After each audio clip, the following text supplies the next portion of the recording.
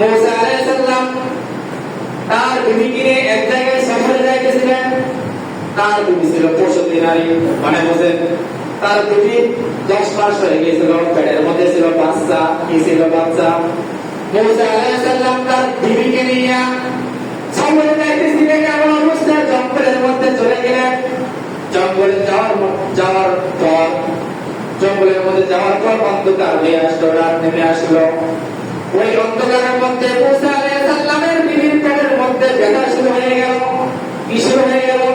ব্যথা শুরু হয়ে গেল। ওই অন্ধকারের মধ্যে আলো নাই, বাতাস নাই, কোনো আগুনের ব্যবস্থা নাই। তখন মুসা আলাইহিস সালাম তার বিবিকে রাখিয়া আগুন ব্যবস্থা করার জন্য চলে গেলেন। কি ব্যবস্থা করার জন্য? আগুন দেওয়ার জন্য সামনে অগ্রসর হয়ে গেলেন। মুসা আলাইহিস সালাম তখন আগুন দেওয়ার জন্য সামনে অগ্রসর হলেন। কিছু দূর যাওয়ার পরে মুসা কালিমুল্লাহ আল্লাহ তাআলার সঙ্গে কথা বলতে লাগলেন। বাড়ি আল্লাহ তাআলা তার পরে নাযিল করে দিলেন।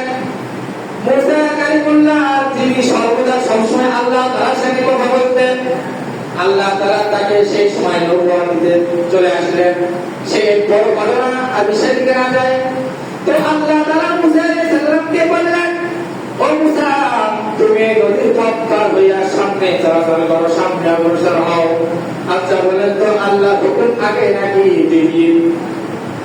আল্লাহর হুকুম সবসময় আগে। তো মুসা আলাইহিস সালাম আল্লাহ তাআলার হুকুম পাইয়া সামনে অগ্রসর হইতে লাগলেন। বড় ঘটনা, আমি সেদিকে না যাই। তো তিনি সামনে যখন আল্লাহর হুকুম পাইয়া অগ্রসর হইতে লাগলেন, তখন এদিকে বুদ্ধির কথা ভুলে গেছেন, কার কথা ভুলে গেছেন। কিছু দূর সামনে যাওয়ার পর হঠাৎ বিবির কথা মনে চলে আসলো। মনে মনে চিন্তা করতেছে, আমার বৃদ্ধ জঙ্গলের মধ্যে একাই রয়েছে, অন্ধকার, সেখানে কোনো আলো নাই, বাতাস নাই, আগুনের কোনো ব্যবস্থা নাই। আমার বিবি কিভাবে থাকবে? আমার বিবি কি খাবে? আচ্ছা বলেন তো মুসা আলাইহিস সালাম আমাদের মতো মানুষ কিনা? তাহলে মানুষ হিসাবে তার মতো চিন্তা থাকতে পারে, তার মনে করে রিজিকের চিন্তা থাকতে পারে। তো তিনি যখন মনে মনে রিজিকের চিন্তা করতেছিলেন, তখন আল্লাহ তাআলা তার এই চিন্তাটা শুনতে পেরেছে।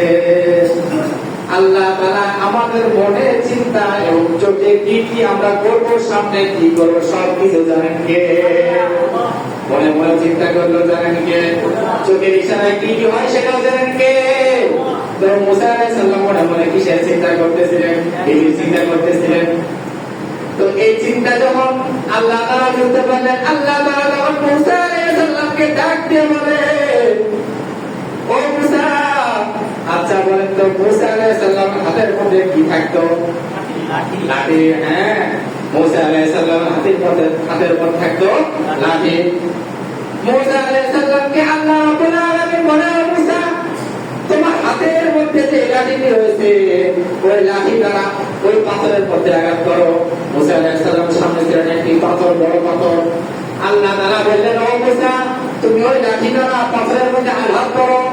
আল্লাহ তাআলা হুকুম পাইয়া সাথে সাথে মুসা আলাইহিস সালাম লাঠি দিয়ে ওই পাথরের মধ্যে আঘাত করলেন। তো পাথরের মধ্যে যখন আঘাত করলেন, তখন আরেকটি পাথর বের হয়ে আসলো। কয় নম্বর? 2 নম্বর পাথর বের হয়ে আসলো। আল্লাহ তাআলা আবার বললেন, ও মুসা, তুমি ওই পাথরের উপরে আঘাত করো। তখন তিনি আবার সেই পাথরের উপর আঘাত করলেন এবং 2টা পাথরের উপর আঘাত করলেন। 2টা পাথরের উপর আঘাত করার পর আরেকটি পাথর বের হয়ে আসলো।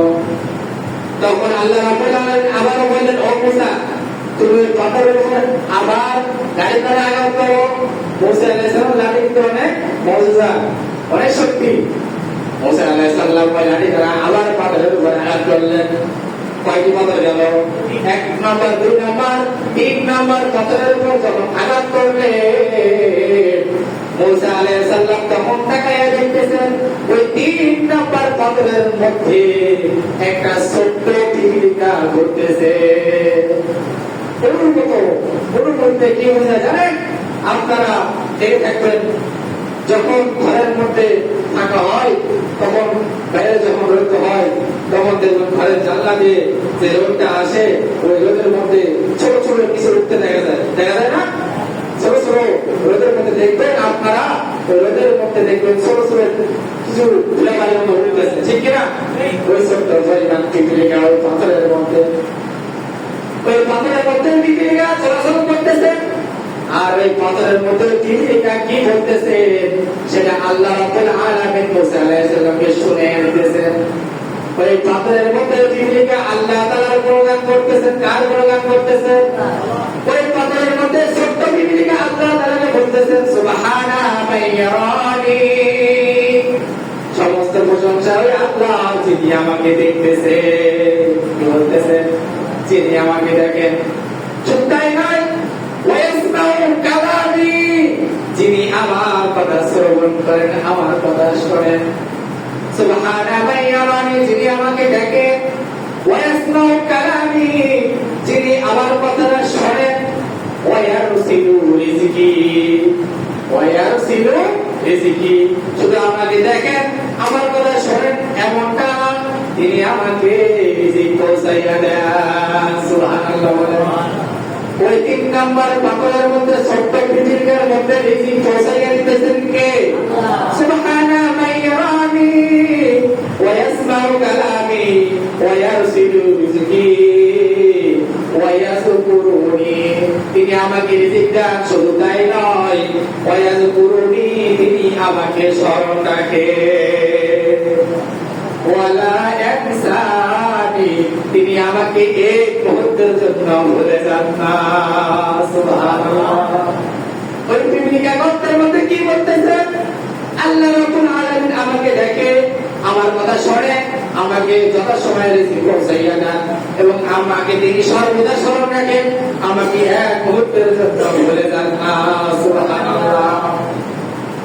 এই কথা যখন মুসা আলাইহিস সালাম শুনলেন, তখন তিনি বুঝে গেলেন এই 3 নাম্বার পাথরের মধ্যে যদি ছোট্ট একটা পিপিলিকাকে আল্লাহ রাব্বুল আলামিন রিজিক পৌঁছাইয়া দেন, তাহলে অবশ্যই অবশ্যই অবশ্যই আমার বিবিকে আল্লাহ তাআলা সব কিছু পৌঁছাইয়া দিবেন। সুবহানাল্লাহ। আচ্ছা বলেন তো, ছোট্ট পিপিলিকা যদি আল্লাহ রাব্বুল আলামিন রিজিক পৌঁছাইয়া দিতে পারেন, তাহলে কি আমাদেরকে পারবেন না?